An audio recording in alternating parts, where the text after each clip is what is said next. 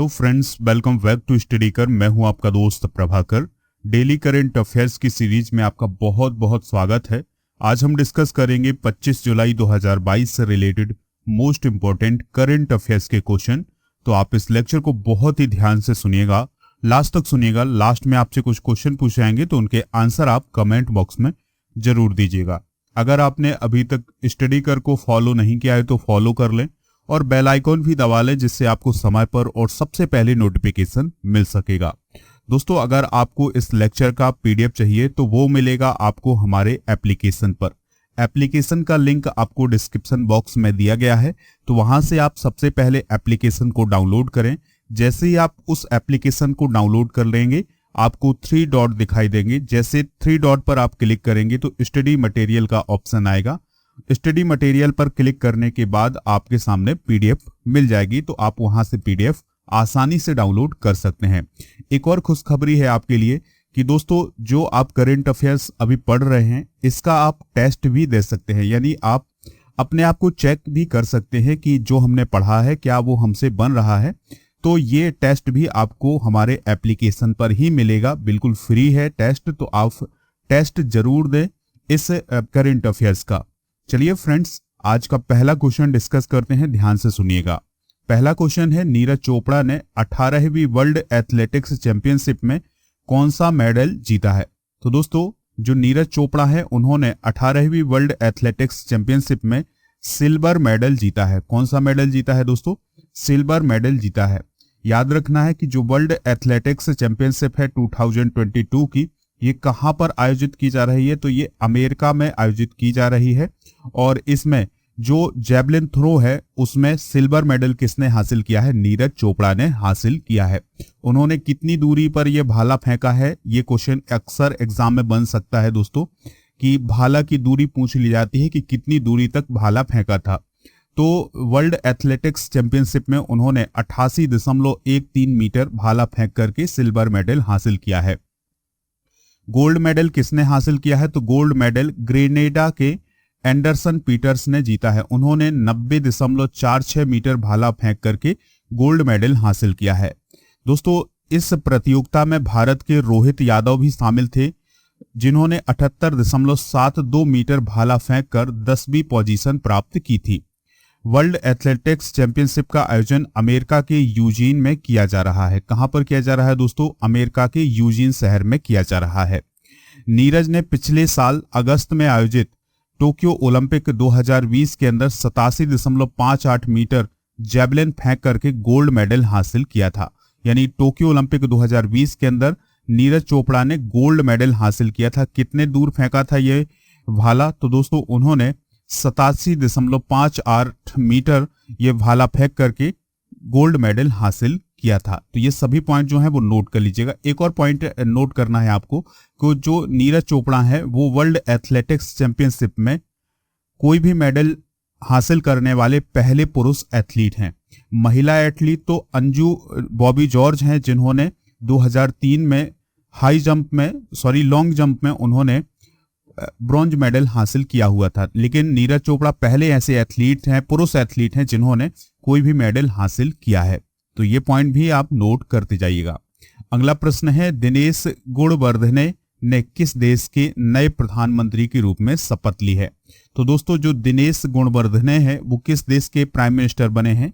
Answer हो जाएगा इसका श्रीलंका का। ठीक है, यानी श्रीलंका के प्राइम मिनिस्टर कौन बने हैं?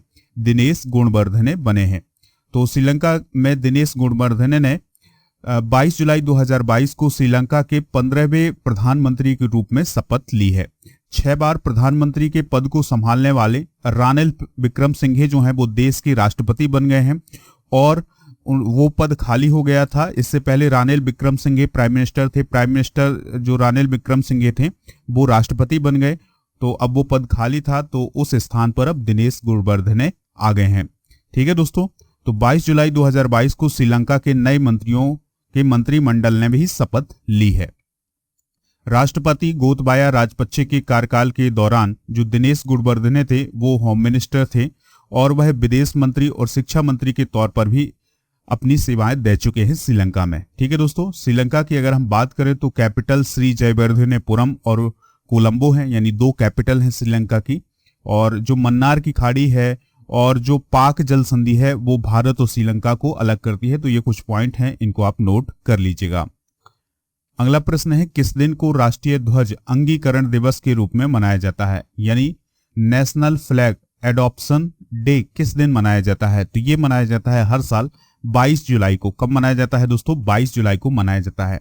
तो हर साल 22 जुलाई को राष्ट्रीय ध्वज अंगीकरण दिवस मनाया जाता है।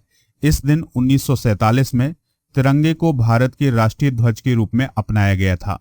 ठीक है, यानी कि 22 जुलाई को 1947 में तिरंगे को राष्ट्रीय ध्वज के रूप में अपनाया गया था, इसीलिए 22 जुलाई को राष्ट्रीय ध्वज अंगीकरण दिवस मनाया जाता है। भारत के राष्ट्रीय ध्वज के रूप में तिरंगे को अपनाने का प्रस्ताव पंडित जवाहरलाल नेहरू के द्वारा 22 जुलाई 1947 को संविधान सभा में रखा गया था। दोस्तों, भारत के राष्ट्रीय ध्वज को भारतीय स्वतंत्रता सेनानी पिंगली वेंकैया ने डिजाइन किया था। ये पॉइंट जो है वो आपको नोट कर लेना है कि भारतीय राष्ट्रीय ध्वज को किसने डिजाइन किया था? तो पिंगली वेंकैया ने डिजाइन किया था। जो आप अभी राष्ट्रीय ध्वज देखते हैं ना, तो उसको किसने डिजाइन किया था? पिंगली वेंकैया ने डिजाइन किया था। नेक्स्ट क्वेश्चन है दोस्तों, ध्यान से सुनिएगा। प्रधानमंत्री नरेंद्र मोदी जी के द्वारा अनावरण किए गए भारत के पहले यात्री ड्रोन का नाम क्या है? तो दोस्तों आंसर हो जाएगा वरुण। यानी प्रधानमंत्री नरेंद्र मोदी जी के द्वारा अभी एक ऐसे ड्रोन का इनॉग्रेशन किया गया है जिसमें एक जगह से दूसरी जगह की यात्रा भी की जा सकती है, तो इसलिए इसे यात्री ड्रोन कहा गया है। ठीक है, तो इसका इनॉग्रेशन किया गया है कहां पर? नई दिल्ली में किया गया है। तो दोस्तों 20 जुलाई 2022 को प्राइम मिनिस्टर नरेंद्र मोदी ने नई दिल्ली में भारत के पहले यात्री ड्रोन वरुण का अनावरण किया है। वरुण को विशेष रूप से भारतीय नौसेना के लिए एक स्टार्टअप सागर डिफेंस इंजीनियरिंग के द्वारा डेवलप किया गया है। वरुण 130 किलोग्राम मानव पोलेड ले जा सकता है और इसकी सीमा जो है वो 25 किलोमीटर है। इसमें उड़ान का समय 25 से 33 मिनट तक रखा गया है, यानी 25 से 33 मिनट तक ये उड़ान भर सकता है। 130 किलोग्राम मानव पोलेड को ले जा सकता है और इसकी जो सीमा है वो कितनी है? 25 किलोमीटर है। तो ये पॉइंट जो है वो सभी आप नोट जरूर करिएगा। अगला क्वेश्चन है, अंतर्राष्ट्रीय हॉकी महासंघ के कार्यकारी अध्यक्ष के रूप में किसे नियुक्त किया गया है? तो जो इंटरनेशनल हॉकी फेडरेशन है, तो इसके जो कार्यकारी अध्यक्ष हैं वो कौन नियुक्त किए गए हैं? तो उनका नाम है सैफ अहमद। क्या नाम है? सैफ अहमद। ये किस देश के हैं? तो याद रखिएगा ये इजिप्ट के हैं, यानी मिस्र के हैं। कौन? सैफ अहमद। तो उन्हें अंतर्राष्ट्रीय हॉकी महासंघ का कार्यकारी अध्यक्ष बनाया गया है। ऐसा क्यों किया गया है दोस्तों? तो ध्यान से सुनिएगा। अभी हाल ही में भारत के जो नरेंद्र बत्रा थे, जो कि अंतर्राष्ट्रीय हॉकी महासंघ के अध्यक्ष थे, तो उन्होंने अभी हाल ही में अपने पद से इस्तीफा दे दिया है। तो ये पद जो था वो खाली था। तो अब जो सैफ अहमद हैं, तो उनकी जगह वो कार्यवाहक अध्यक्ष नियुक्त किए गए हैं। अहमद की अगर हम बात करें तो 1968 में मिस्र की जो नेशनल टीम थी उसके खेल और एम्पायर के रूप में हॉकी के साथ उनका लगाव रहा है, यानी राष्ट्रीय टीम में भी जुड़े रहे और उन्होंने एम्पायर के रूप में भी काम किया हुआ है। दोस्तों जो हॉकी फेडरेशन है, यानी इंटरनेशनल हॉकी फेडरेशन है, इसकी स्थापना कब की गई थी? तो 1924 में की गई थी। तो ये सभी पॉइंट जो है वो आप नोट कर लीजिएगा। अगला प्रश्न है, कौन सा जिला देश का पहला हर घर जल प्रमाणित जिला बन गया है? यानी हर घर जल सर्टिफाइड डिस्ट्रिक्ट कौन बना है? तो वो बना है बुरहानपुर। ये बुरहानपुर है कहाँ दोस्तों? तो ये मध्य प्रदेश में है और ये अब देश का पहला हर घर जल सर्टिफाइड डिस्ट्रिक्ट बन गया है। ठीक है, चलिए फ्रेंड्स, इससे रिलेटेड कुछ इंपॉर्टेंट पॉइंट डिस्कस करते हैं। तो मध्य प्रदेश का बुरहानपुर देश का पहला हर घर जल प्रमाणित जिला बना है। बुरहानपुर देश का एकमात्र ऐसा जिला है जहां सभी 254 गांवों के लोगों को नल के माध्यम से सुरक्षित पेयजल उपलब्ध है, यानी 254 गांव में दोस्तों नल कनेक्शन उपलब्ध हैं। 15 अगस्त 2019 को जल जीवन मिशन शुरू किया गया था। तो उस समय बुरहानपुर में केवल 36.54% घरों में नल कनेक्शन थे, लेकिन अब दोस्तों लगभग सभी घरों में नल के कनेक्शन हो चुके हैं। याद रखना है बुरहानपुर किस राज्य में है? तो ये मध्य प्रदेश में है। मध्य प्रदेश के मुख्यमंत्री कौन है? शिवराज सिंह चौहान है। गवर्नर कौन है दोस्तों? तो वो है मंगू भाई पटेल। अगला प्रश्न है, स्वनिर्भर नारी योजना किस राज्य में शुरू की गई? वेरी वेरी इंपॉर्टेंट क्वेश्चन है।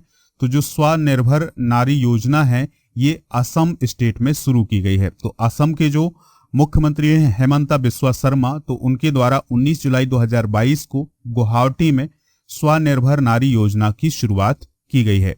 इस योजना का उद्देश्य राज्य के स्वदेशी बुनकरों को सशक्त बनाना है और उनके परिवारों को फाइनेंशियल हेल्प करना है।